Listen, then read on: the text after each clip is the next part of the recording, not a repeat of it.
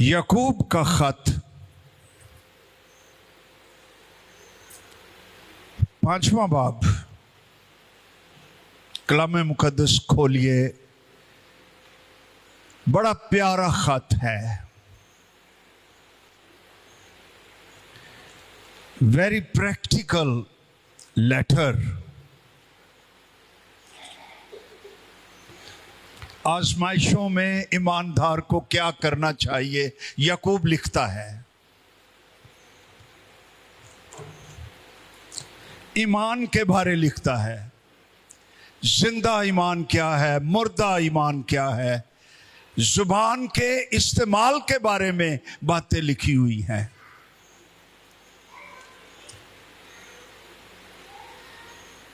पांचवें बाब में 13वीं आयत से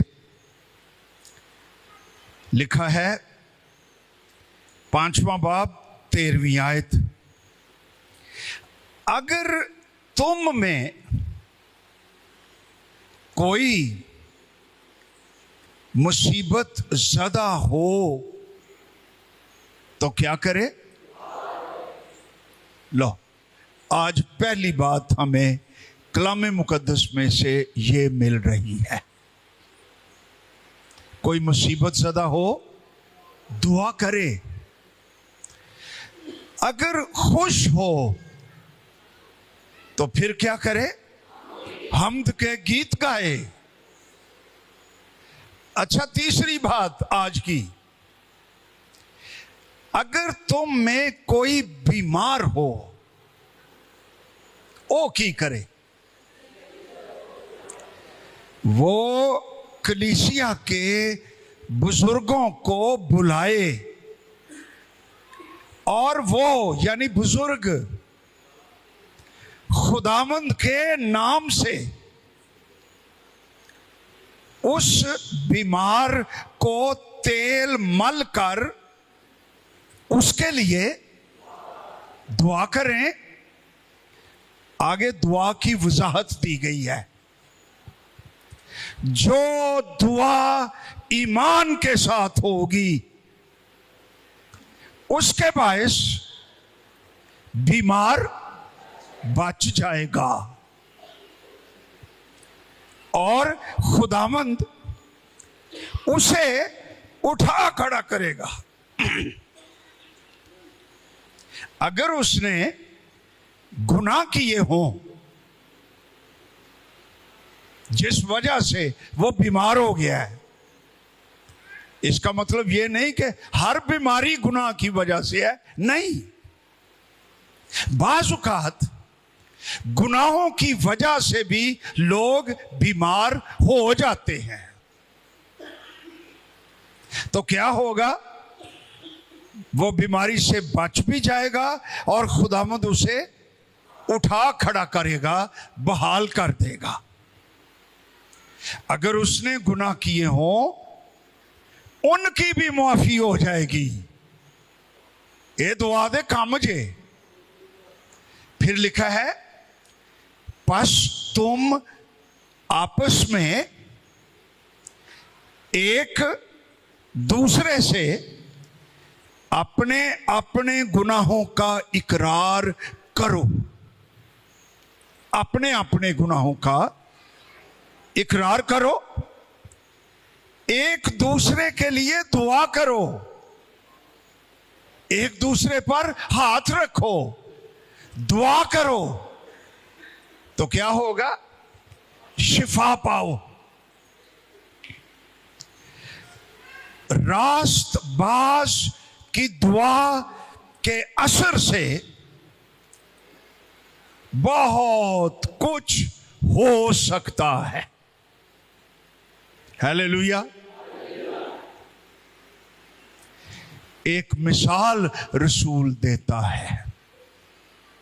एलिया पुराने अहदनामे में हमारा हम तबीयत इंसान था, हमारी तरह का ही था, लेकिन उसने बड़े जोश से दुआ की कि मींह ना बरसे। चुनाचे 3.5 बरस तक जमीन पर मींह ना बरसा। फिर उसने दुआ की तो आसमान से पानी बरसा, जमीन में पैदावार हुई। ये दुआ की बरकतें, दुआ के मौजज़े लिखा हुआ है। चौथी बात आगे है। 3 बातें हमने कर ली। पहली क्या थी? अगर कोई मुसीबत ज़दा हो तो वो क्या करे? दुआ करे। अगर खुश हो, दूसरी बात, खुदा की हम्द के गीत गाए। तीसरी बात, अगर कोई बीमार हो, बुजुर्गों को बुलाए, वो आए, तेल मलकर दुआ करें। जो दुआ ईमान के साथ होगी, बीमार उसके जरिए से बच जाएगा, खुदा उसे उठा खड़ा करेगा। गुनाह किए हों उसकी भी माफी हो जाएगी। और एलिया तुम्हारा हम तबीयत इंसान था, उसने भी दुआ की कि 3.5 बरस तक बारिश ना हो। अभी बताते हैं कि यह भी क्या था। फिर उसने 3.5 साल बाद एक और दुआ की कि अब मींह बरसे, तो मींह बरसने लगा और पैदावार भी हुई। 3 बातें हो गई। अब चौथी आ गई। चौथी क्या है? ऐ मेरे भाइयों, अगर तुम में कोई राहे हक से, सच्चाई की राह से, यीशु की राह से गुमराह हो जाए, कोई ईमानदार बरगश्ता हो जाए, दुनियादारी में पड़ जाए, शैतान का पैरू हो जाए, तो फिर क्या करो? कोई उसको फेर लाए, उसका पीछा करे, उसके लिए दुआ करे, उसको कलाम सुनाए, उसको वापस ले आए, तो क्या होगा? वो ये जान ले कि जो कोई किसी गुनाहगार को उसकी गुमराही से फेर लाएगा, वो एक जान को मौत से बचाएगा और बहुत से गुनाहों पर पर्दा डालेगा। हालेलुया। याकूब का खत अच्छा है, बहुत अच्छा है, पढ़ो किसी वक्त सारे का सारा। ये इतनी दुआ करने वाला था, प्रेयर करने वाला ईमानदार और खादिम था।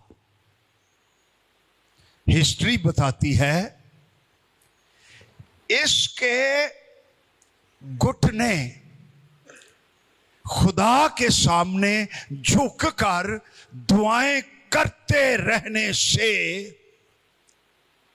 कठोर यानी सख्त हो चुके थे, जैसे ऊंट के घुटने होते हैं। ये इतनी दुआ किया करता था, लोगों ने इसका नाम डाल दिया था ओल्ड कैमल नीस, बूढ़े ऊंट के घुटनों वाला।